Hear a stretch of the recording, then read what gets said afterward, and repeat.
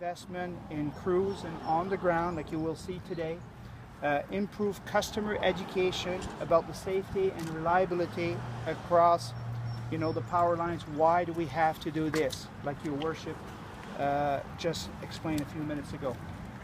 I'm very happy to tell you today that we're investing $5.8 million in the annual program to clear low-hanging branches and trees from around the power lines.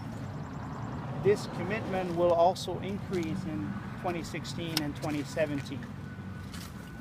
We're also investing in new imaging technology called LiDAR to make it easier to find potential hot spots on the lines from trees, to identify the hot spots quicker.